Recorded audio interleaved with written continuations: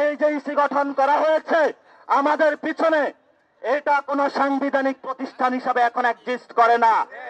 এটা বিএনপির একটি দলীয় কার্যালয় হিসাবে উপস্থিত হয়েছে, এটা বিএনপির একটি মুখপাত্র হিসাবে আবির্ভূত হয়েছে। আজকে পুরো ঢাকা অবরুদ্ধ, জনগণের নাভিশ্বাস উঠেছে।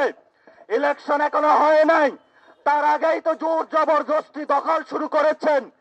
ইলেকশন হলে তো আপনারা দেখা যাচ্ছে হাসিনার চেয়ে বড় ফেসিস হিসাবে আবির্ভূত হবেন। আমরা ছাত্র জনতা থেকে বলতে চাই, আমাদের গণ অভ্যুত্থানের যে রক্ত জাগরণ হয়েছিল তা এখনো সজাগ আছে। আমাদের আহত ভাইরা এখনো হসপিটালে আছে, শহীদ ভাইরা এখনো কাতরাচ্ছে। তাদেরকে মারিয়ে যারা শহীদ ফ্যামিলি রয়েছে, তাদের ফ্যামিলি এখনো ঘুরে ঘুরে বিভিন্ন কবরস্থানে তাদের লাশগুলো খুঁজছে। আপনারা যদি মনে করেন বাংলাদেশ ঘুমিয়ে গিয়েছে, তাহলে আপনারা দিবা স্বপ্নে আছেন। আপনাদেরকে আমরা হুঁশিয়ার করে উচ্চারণ করতে চাই, জনগণকে দুর্ভোগ সৃষ্টি থেকে নিজেদেরকে গণতান্ত্রিক প্রক্রিয়ায় ফেরত আনেন। যদি গণতান্ত্রিক প্রক্রিয়ায় আপনারা ফেরত আনতে না পারেন, তাহলে জনগণ যেইভাবে হলো শেখ হাসিনাকে ছুড়ে ফেলে দিয়েছিল, তেমনি ভাবে আপনাদেরকে ভবিষ্যতে ইনশাল্লাহ ছুড়ে দেবে। আর্টিকেলের 118 এর যে আর্টিকেলের অধীনে এই নির্বাচন কমিশনে সার্চ কমিটি গঠন করা হয়েছিল।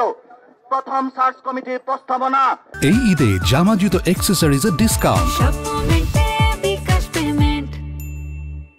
যেটা করেছিল সেটা জিয়াউর রহমান করেছিল, এবং পরবর্তীতে আরেকটি সার্চ কমিটি যেটা আওয়ামী ফ্যাসিস্ট আমলে হয়েছিল, সেই একই সাংবিধানিক ধারাবাহিকতায়, যেই সংবিধানটা একটা মুজিবীয় সংবিধান, সেই সংবিধানের মধ্য দিয়ে শহীদ আহতদের রক্তের উপর দিয়ে ইসি যদি পুনর্গঠন না হয়, বাংলাদেশে কোনো ইলেকশন জাতীয় নাগরিক পার্টি করতে দিবে না ইনশাআল্লাহ।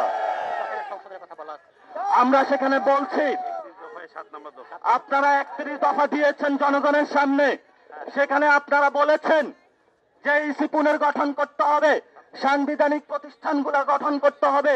আপনাদের প্রথম থেকে শুরু করে যদি আমরা 7 নম্বর সংস্কার কর্মসূচিতে যাই, সেখানে আপনারা ইসি আইনের পরিবর্তনের কথা বলেছেন, কিন্তু যখন ইসি পুনর্গঠন করার পূর্বেই একটি সাজানো গুছানো সার্চ কমিটির মাধ্যমে আপনারা আপনাদের লোকগুলো বসিয়ে দিয়েছেন, তখন আপনারা আপনাদের সংস্কার কার্যক্রমের 31 দফা ভুলে গিয়েছেন।